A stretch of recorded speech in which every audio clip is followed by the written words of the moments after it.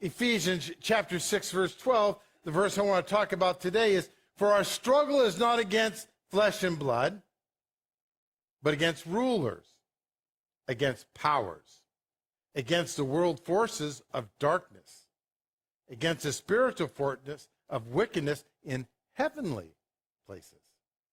This story reveals how Satan, the dragon, actually works. He has 4 groups of spirits, fallen angels. They're preparing the way for the dragon, getting it ready for what he will have complete dominance and rule. As we read through this, it's important to note these aren't descriptive words of bad spirits. They are categories, and they have a mission against you and I. Rulers or principalities. That's how it starts.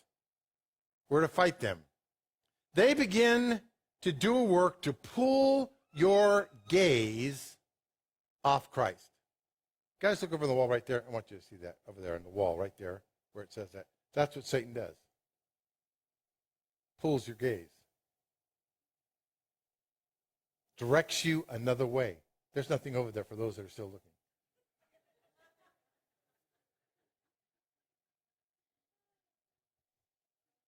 Pull your gaze off of God, to cloud your vision as a follower. Then there are powers. It's important to know that these are groups that come against you, not just a single spirit. There's a group trying to pull your gaze.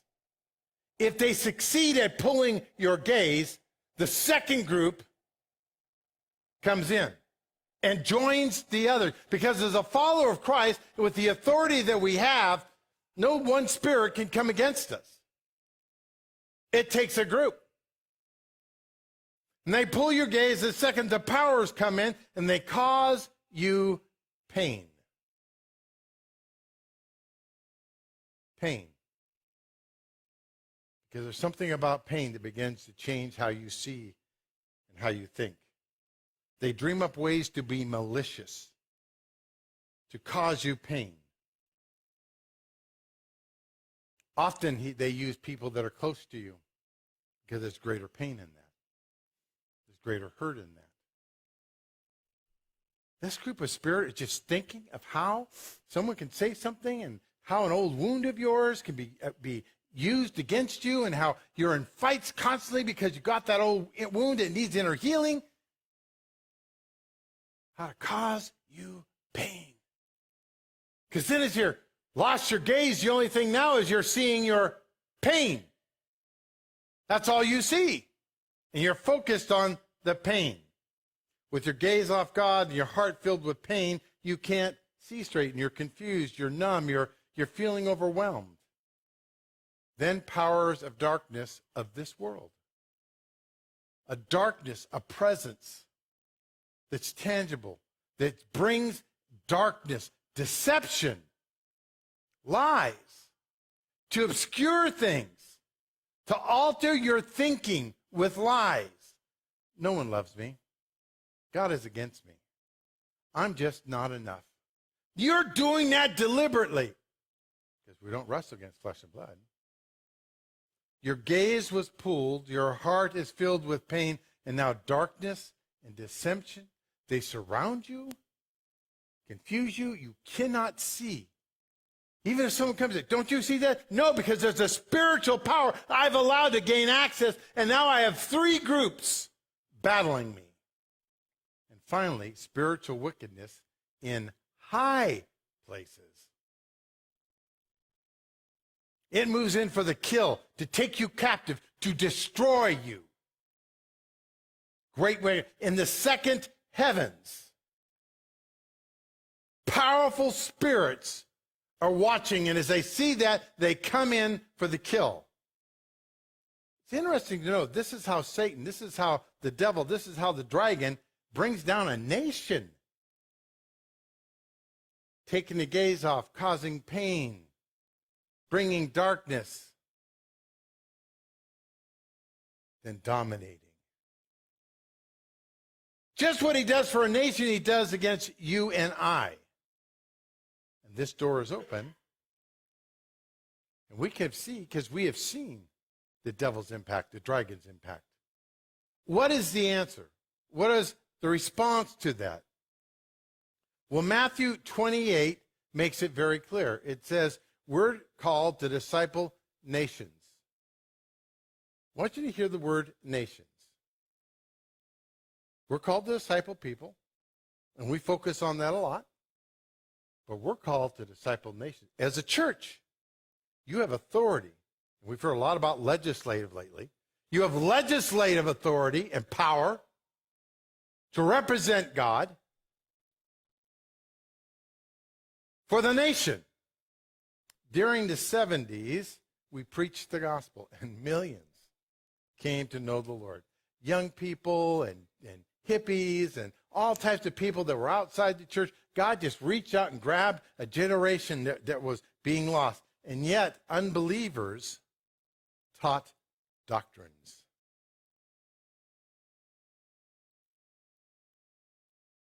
We went to church. They went to the schools and the universities. We gathered on weekends. They gathered all week long. We enjoyed Christian TV. They made movies and took over the industry. We sang worship at church, not understanding its power. They took over the airways with music and discipled a generation in the way to go. The past shows and has revealed to this. You can have a great revival and lose the next generation. Because we were called to use all of our authority, not some of our authority. We're to use authority in all areas and not to limit it. There's no place that the church is not to be. There is no place the church isn't to exercise authority in prayer. I'm not saying pointing your finger at somebody and yelling at them and getting into battles on Facebook. That's useless.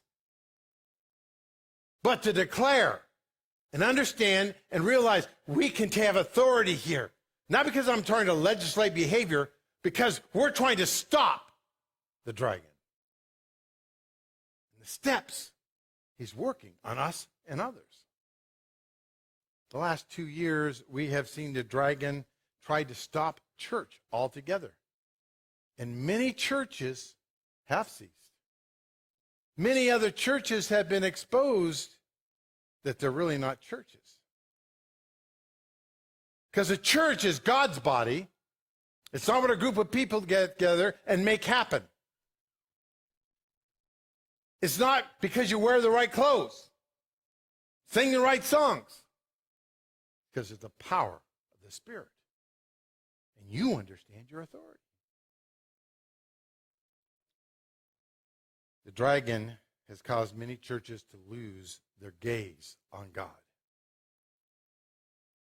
Dragons shut down the world, fear of death 24/7, relationships torn apart, talking about different issues, and there was pain. Lost gaze, pain. Then we have false news. We have the woke agenda, making corrections and taking people out. The control of thought are just simply, folks, silence. Where are you hearing hope? Where are you hearing justice? Where are you hearing truth? It's just gone. And that silence is having an effect upon us because we think nothing can be done. Darkness, lies, affecting our thinking. Darkness causes many to be stuck in stages of grief, denial, anger, bargaining, depression. Many people are just stuck there. They don't know how to process even through. We're paralyzed. Wickedness on high.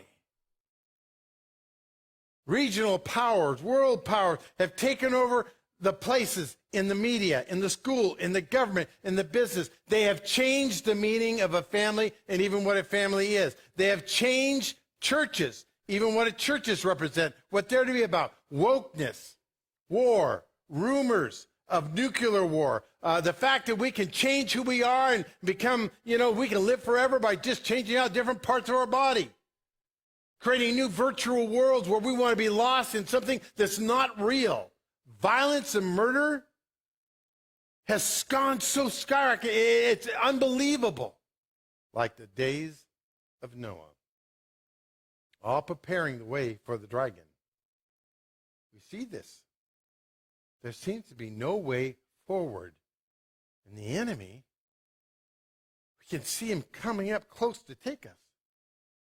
This door must be closed. It can't be closed by human hands.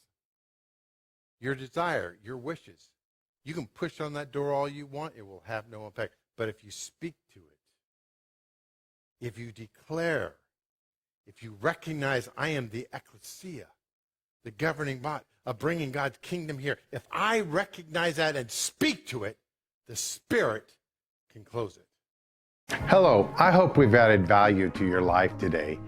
Would you take a moment to subscribe so that you don't miss any live streams? And then the other thing I want to let you know is share this with a friend. And just remember, every Sunday you can be with us live. Thanks for sharing this moment.